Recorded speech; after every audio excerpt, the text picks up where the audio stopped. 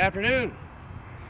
Appreciate everybody joining me here. We're at the Labor Smart headquarters. It's our corporate office in Powder Springs, Georgia. We relocated here about a year and a half ago from a smaller office down the road here. We outgrew it. This is actually the third time we moved due to outgrowing the office. So I guess everybody wants to know why I called for this live stream, and there's a particular reason why I wanted to do it live stream. It's kind of a big deal. Labor Smart went public in 2012, and we started out somewhere around 18 million shares outstanding. I owned 16 million of those, most of the public shares. So when you take a company public, there's really only two reasons why you go public. One is to cash out because you built it up and you're ready to go off to the beach and hang out. The other is because you want to raise money and build something. So when we started Labor Smart, I said, hey, I think we can build up to 100 offices. And I believe that as long as we grow quickly, we would be able to raise the capital along the way because we would have the results to show that it was worthy of further investment. So, this all started out great. They had these financial products called convertible debentures. They're very common, particularly on the OTC.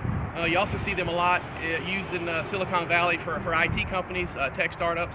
The advantages to a convertible note is you're raising money now, but it's based on a future valuation. So if you believe that your company is going to grow quickly, the last thing you want to do is sell 20% of the company now for just a few $100,000 and you just started. Well, that sounds great, except for there's something called shorting. All right, so these convertible note holders that we have, not like the guys that are at some of the IT companies out there, Peter Thiel and whatnot. The convertible notes that we had, they would essentially call in an order to their broker when they were ready to convert their note, and they'd say, hey, I've got a note here, here's my proof, please sell my shares today. The broker says, oh, what price? I said, yeah, we don't care, we don't have a cost basis, so just hit the bid.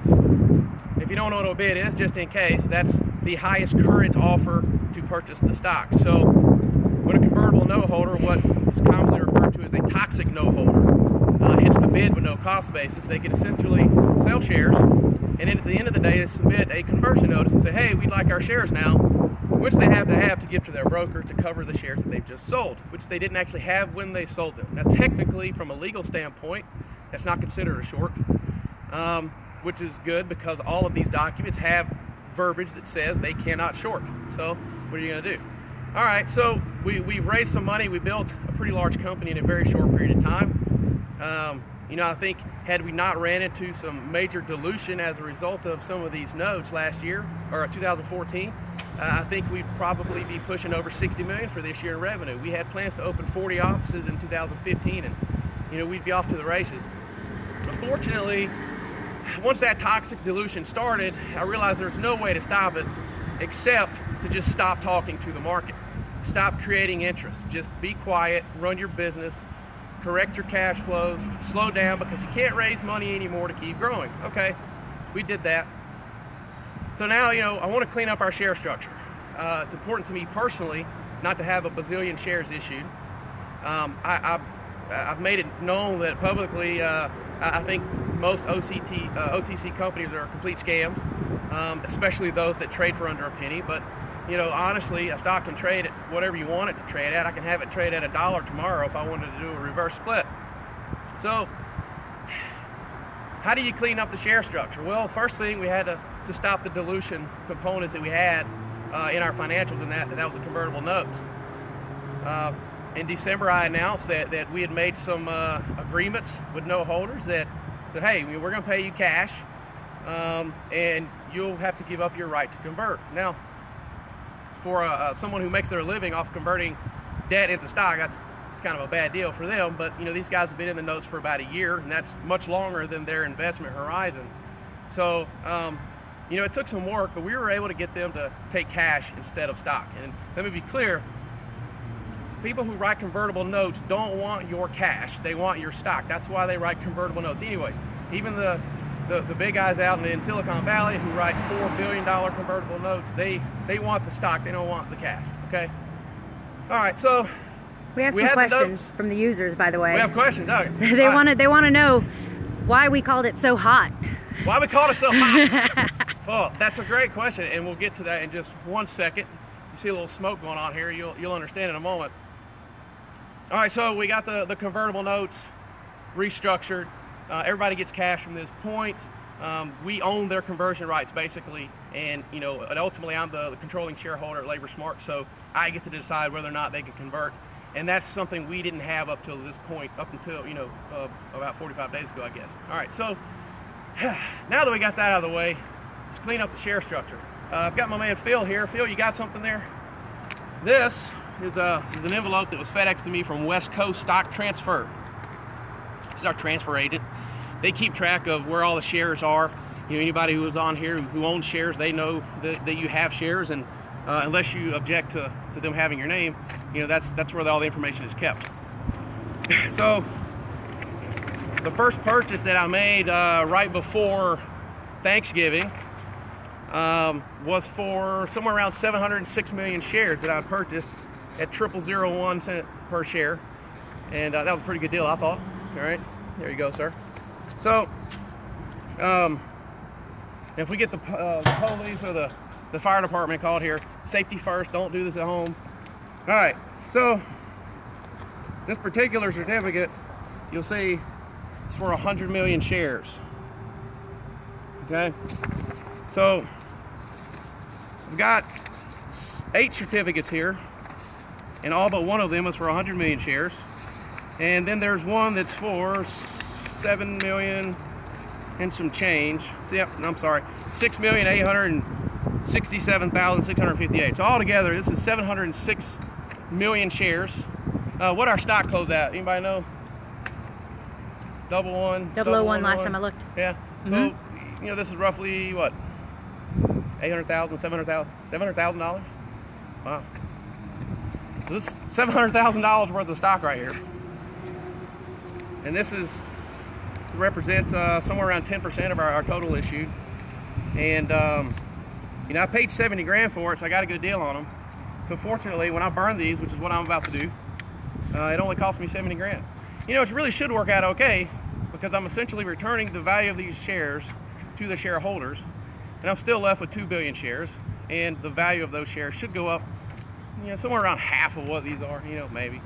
So it's not too big of a loss, and ultimately, it's the second step in cleaning up our share structure. So, Phil, if you would hang on to that for me right there, thank you. I'm just gonna light this bad boy up.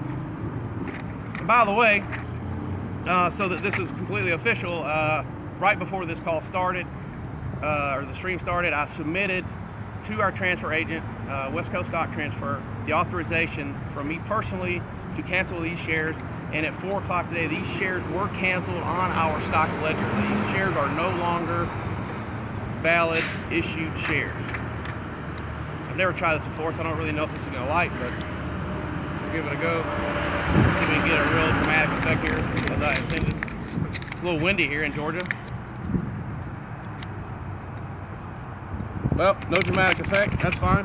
I'm going to burn it. Get the rest of it. We'll do this quickly so we don't get arrested for starting a fire. 700 million shares, back where they belong.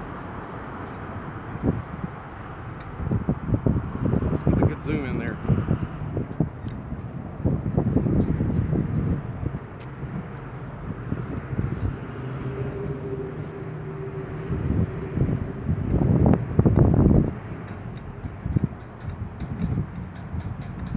And just to clear this up, a few questions from everybody that's watching. They just want to make sure that they've already been canceled. They've already been canceled. If you give me that bottle of water, I actually have something else for you. I wouldn't call everybody here just to burn this. Thank you. Here's the water. A little LaborSmart plug there. We're going to go up to the conference room. I have something very important there I need to sign. If you would follow me. I want to make sure we don't start a fire here. That'd be great. So this is my private side interest to LaborSmart Corporate. It's not really private.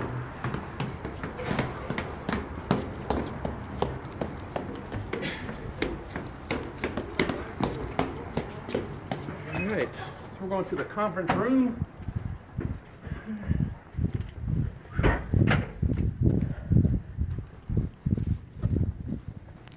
right.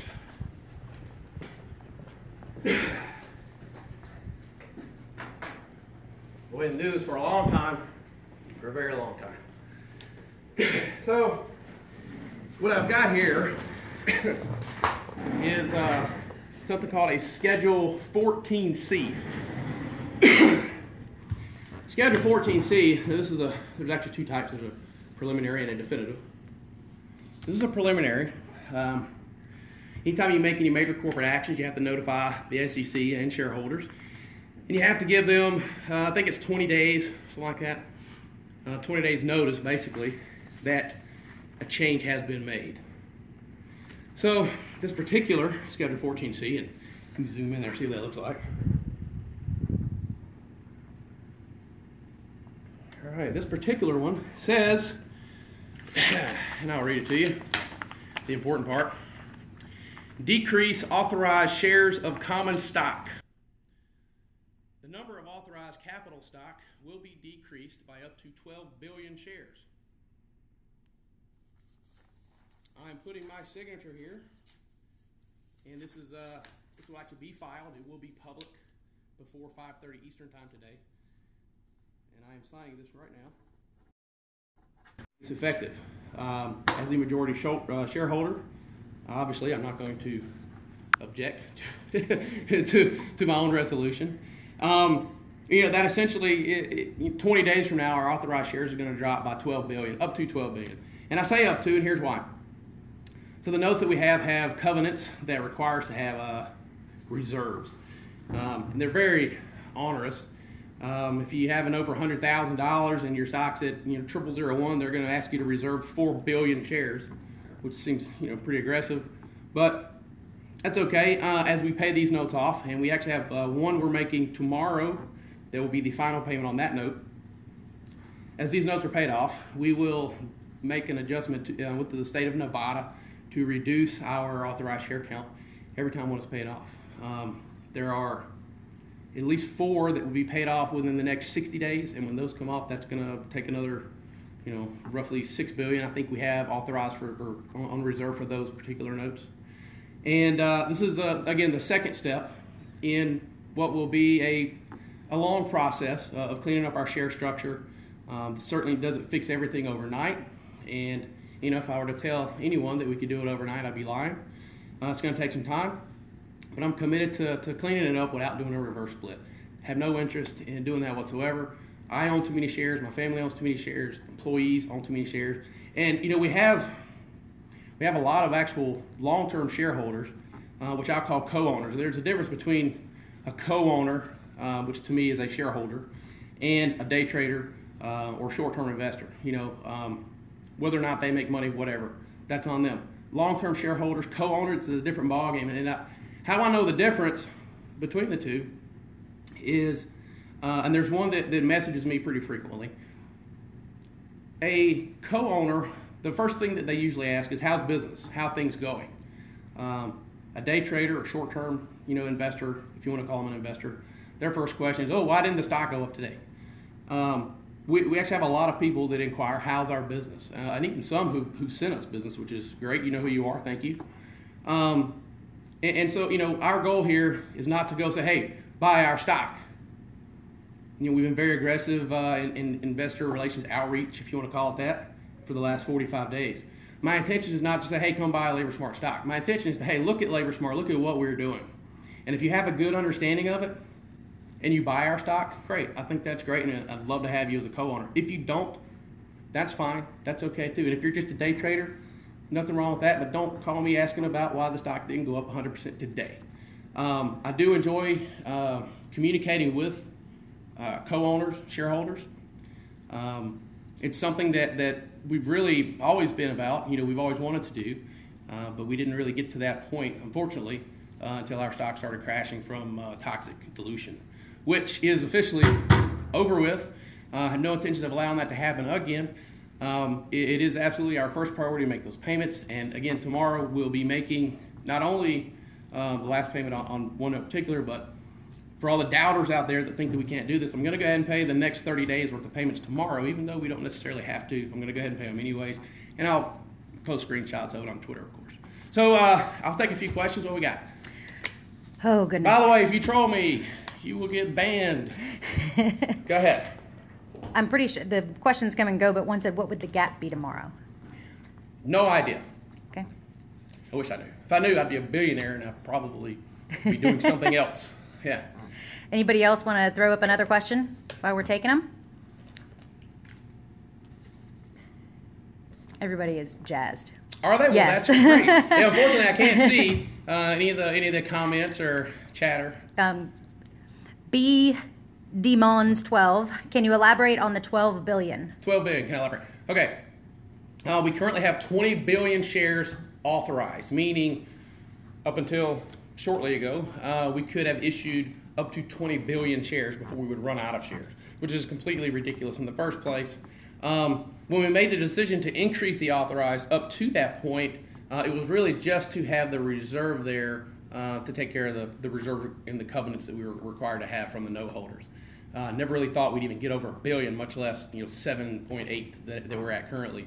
So I think what you'll see is a gradual update. Once every couple weeks, once a month. As we make the change, it will be a moving target every month as we reduce the authorized. We still have to stay within the covenants. A lot of these note holders are toxic and they're real bad words. But they're not all that way. In fact, probably better than half the guys that still have notes with LaborSmart are fairly decent guys, and I've enjoyed working with them to a degree. I certainly don't like the dilution that they cause the stock, but they did invest money in us, and they've been patient. They've been willing to work with us. Some of them even took a haircut just to let us get them paid off faster. So, I don't want to brandish all of them as scumbags, because that's not the case. But we don't want to issue any more of their shares, and at the same time, we don't want to go poke them in the eye and say, hey, we just got rid of your reserve, even though technically we should still have those. So the authorized share count will move down every time we pay a note off. The first change will occur once this is effective, which again, I think under SEC rules, it's about 20 days. I hope that. How many shares will be out in two? How many shares will be out in two? In the float, presumably? Yes. Okay. The actual float, depending on how you define it, I just assume that everything that's issued in the float. I think that's a safe thing to do. That's not technically true, but the amount that's not actually in the float would be pretty minute, probably. Again, depending on your definition. So we have 7.8 as of now. We have 7.1 and some change, and that's reflective of the 706 million shares that I've just destroyed. And I've still got somewhere around 2 billion shares personally. Even after that burning, and I can't really elaborate anymore about the personal shares, but I hope that answered the question on the share count. All right, there was one question, and they wanted to know who the camera holder was. Who the camera holder? And I think I can flip it. Yep, and that's Lindsay Grushaw. Lindsay Grushaw, and I'm the career specialist / marketing / skill core. Not even partner, but I've been helping a lot with getting Skill Core up and going, and a lot of you asked questions, and we are actually going to follow up with another Periscope next Friday, because I have a follow-up call with the guys in Ireland, and we are just about all wrapped up, so stay tuned for an announcement on that. Yeah. Wow, well thanks for letting me know. That's fantastic. I'm excited about Skill Core. If anybody's not familiar with what we're doing there, it's an online, it's an application, a mobile application that allows us to dispatch, manage, pay, capture time of temporary employees, and it's really, we went into it looking at just from a skilled trades staffing perspective, but Lindsay let me know earlier that one of our major hurdles to using that at the branch level, at the local level for unskilled labor was the fact that we have work orders when we send people to work, and they have to be signed by the client. It has to be an actual signature. And so they've just gotten the hurdles with making those work orders digital so that the client will actually have it on their phone. They can sign it right there with their finger. And it emails them the copy of the signature and everything, right? Correct. Yeah. So I'm really excited about that. We get that moving. That really could be a game changer for the business. And I've said this before, and I'm not exaggerating. It without question is a $1 billion idea. Whether or not we turn it into that, we'll see. But the idea, at least, is $1 billion. But there have been a lot of good ideas that sounded good at first that didn't work out that way. So I don't want to over promise on that. But I'm personally very excited about what we're doing there. Any other? No, that's it. That's it. Wow, that was easy. You guys got me right here live. You let me off the hook that easy. Any thoughts on employees and profit sharing? And we'll let that one be the last one. Man, I'd love to know who that's from. Oh, it comes in real quick and then it fades away. Okay, so, on the conference call, I said I was going to take 500 million shares and put that in an employee ownership program. And that plan is still a go, by the way. So in terms of profit sharing, we do have a pretty aggressive bonus plan, particularly for anybody that's in a revenue generating capacity. So we have a base salary for branch managers is $45,000. Then they get another, $4,000, $5,000 a year, something like that for business allowance, which is kind of goes towards gas or whatever. Hopefully they're claiming their mileage on their taxes because that's a great deduction. As a recruiter, I tell them to. Yeah, and it was just dropped. I think they're dropping it because gas has come down. But so on top of that, that's really just survival money, I guess. The real profit potential for a branch manager is in the bonus, and it's all we're primarily profit driven. We have there's one of our branches specifically that has a net operating income fairly consistent between $30,000 and $45,000 per month. And that guy does pretty well bonusing off of that. And then we also have a monthly incentive program, which is based on hitting 6 metrics, and they're the 6 most important metrics we believe that we have in our business, and that allows a branch manager to make another $7,200 a year, and that's outside of the bonus itself. So. And one other question we just had, they wanted to know if this was really our office. Oh yeah, it's really our office. So we certainly didn't just borrow the sticker. No, it's about 6,000 square feet. We still have a lot of room to grow, but that's the direction we're going. Yeah, and this is just a conference room. The building we're in has 2 floors, actually. This is a conference room where, people just really spend money that come in this room. I used to say this is where the magic happens. This is where we spend money mostly. The magic really happens out in the branch. We have some really dedicated branch managers and field personnel. We have 2 district managers. We have a territory sales manager. We call him Red Bull because he just keeps going and going and going. And he's as far as I'm concerned, I would consider him an industry secret. Not someone we want any competitor ever talking to because he absolutely is just a beast when it comes to closing new accounts. He closes 5 accounts, 6 accounts pretty consistently every week. If you check with any of our competitors, they dream to have somebody close that many in a month probably. But this guy's just a beast, and he gets paid very well, of course. And, so we're a real company, if that's probably really what you're asking. Yeah, we're not working out of a tent. And again, this office here, we moved from, there's one down the road at Whitney Bagwell Parkway. We started off, it was 2,000 square feet. We ran out of space there, so we rented the space right next to it, and then we knocked down a wall and built a hallway to the other side, and we outgrew that. I think it was almost 6 months we outgrew that. I mean, it wasn't very long at all, and then we moved down here. I like the deal here, though. We pay $6,250 a month. That includes utilities, includes all the power, water, includes maid service, security is maintained. And this building was actually, it's owned by the bank, which is right across the parking lot from here. It's Citizens First Bank. It was originally their mortgage processing center. And then in 08 or 09, when the whole, real estate crash, they shut down this center and merged it with another one over in Columbia, South Carolina, I believe it was. So this building sat vacant for 5 years, and we just stumbled across it, and we negotiated a good deal on it. I tried to buy it from them. We offered them $500,000. They said no, but we're happy to be here. We like this space, and I think that we've got another 4 years left on the lease, and I don't really see us moving from here anytime soon unless just some crazy growth really happens. Downstairs we have a good 2,500 square feet that's still unused that we can open up for future growth, and I'm sure that we'll need it. And one other question, they wanted to see the sign on the door, and you can find that, I know for sure, on our Twitter page at LaborSmart. Sign on the door? On our front door. Oh. You can also see it, yeah. Yeah. I'm just not going to wait for the elevator or run down the stairs. I'm pretty out of breath. It's a great illustration. Whoever's asking that question, it's a great illustration of the problem of being on the OTC.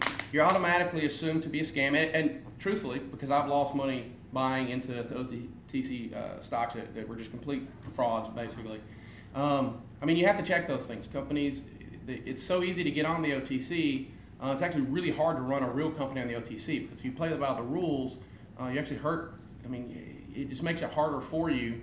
For example, when we started having a whole bunch of dilution, so you're required to update the SEC anytime you have a significant issuance of shares.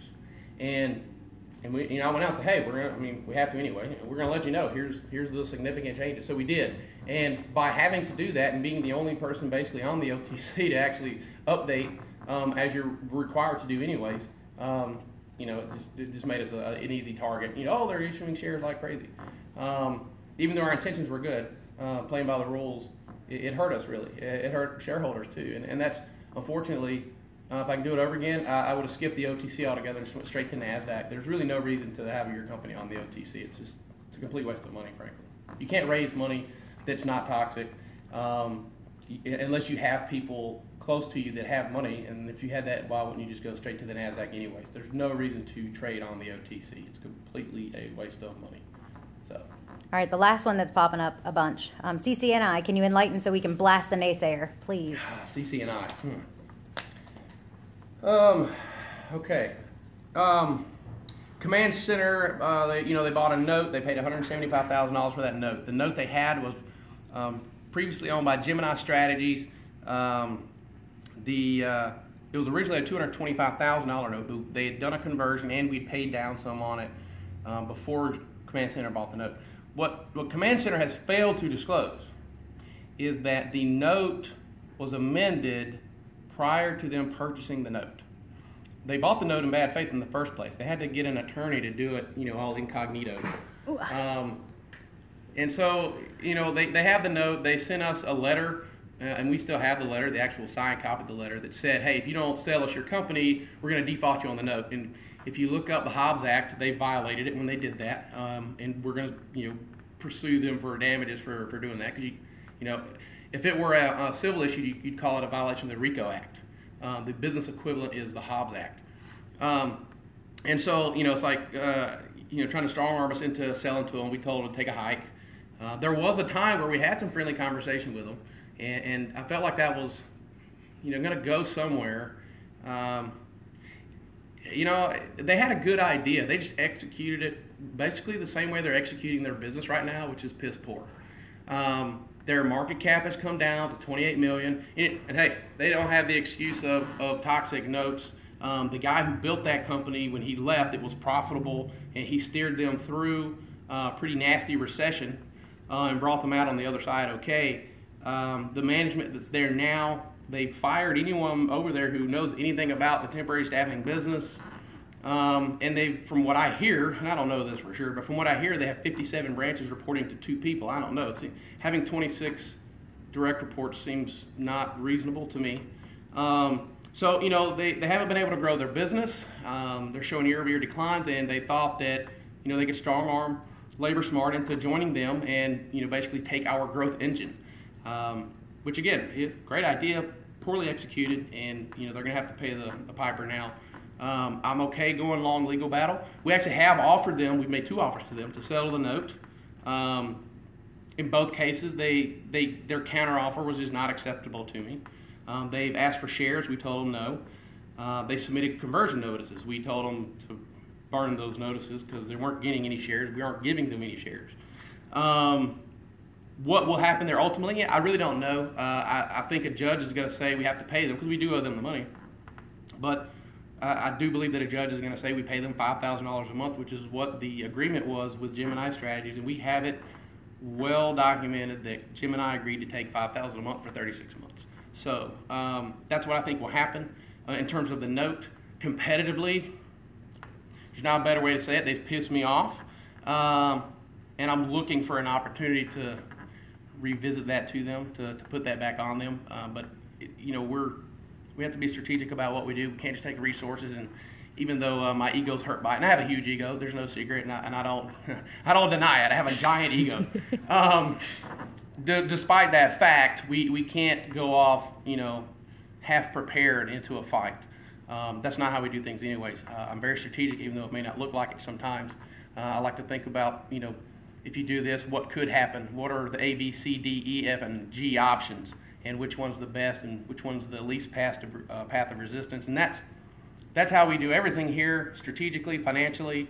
I don't always make the right decisions. I own up to the mistakes, and more importantly than all that, it's not just me here. We've got a great team, and and they're very committed to what we do. The ones that aren't committed, we get rid of them pretty fast. And we don't do a whole lot of firing. I like the team that we've built. When we brought Kim Thompson in, she's the COO currently. She made a lot of operational changes. She's a lot more conservative than I am. I do have a high risk profile. She's a great counterpart to me in that regard. And she's made some changes to our corporate team and our field team, and just our district alignment structure altogether. And I support the decisions she's made. I think they're very smart, and they've been paying dividends, and I think those decisions will continue to pay dividends. It's a long answer to whatever the question was. Yeah. That's great. We're getting a lot of great feedback. We're ready. As my arm falls asleep. Yeah. Well, yeah. All right. I appreciate everybody hopping on great here. news. Little improvements every day. This has been great. Thank you on your hard work. Ignore the haters. We have faith in you. Keep up the good hard work. Thank you for your hard work. It's a lot of hard work. Great. Thanks, well, at Martin Inc. I appreciate all the support. I sent out a tweet yesterday. Loyal shareholders is partly what drives me, and to understand that, you have to look into how I view shareholders. Your co-owners, as far as I'm concerned, that's how I always wanted to feel as a shareholder. I've been buying stock in companies since I was 18. There have only been a few scenarios where I actually felt like I was a shareholder. And if you look back at the history of how shares came to be issued, and that actually weren't called shares initially, it was originally, an ownership stake you're taking in the company, and that's what it's supposed to represent. That's the kind of company I want us to run.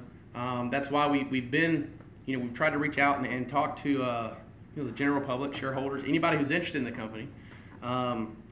And I think it's important to be that way, especially because we're on the OTC. There's just so much, shady stuff happens. There are a lot of bogus companies with, completely ridiculous business models, and I can completely understand how somebody says, "Can you show us the sticker on the door?"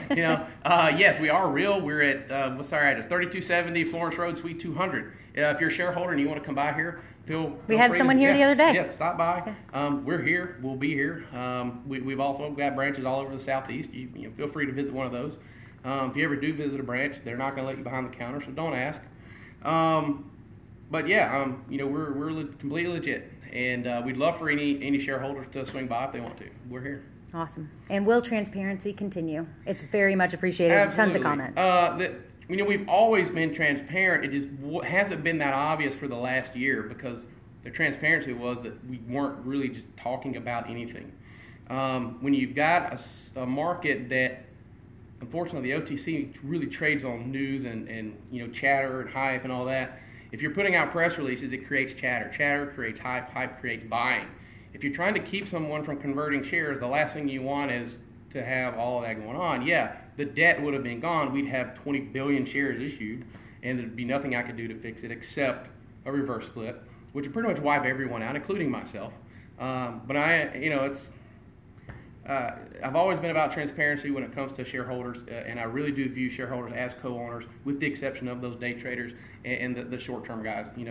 Technically you're a co-owner, but I'm not going to invest very much time in conversations with those folks. But if you're interested in our business, by all means, I'd love to talk about it. And transparency will absolutely continue.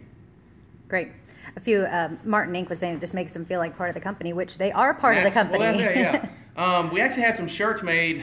I want to say it was right after we did our initial Reg D, which is Regulation D. That's how you raise money if you're not public.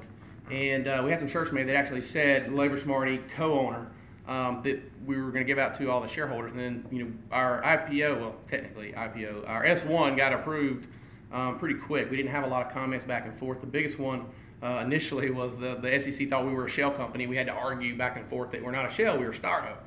And we are a startup. We're still a startup.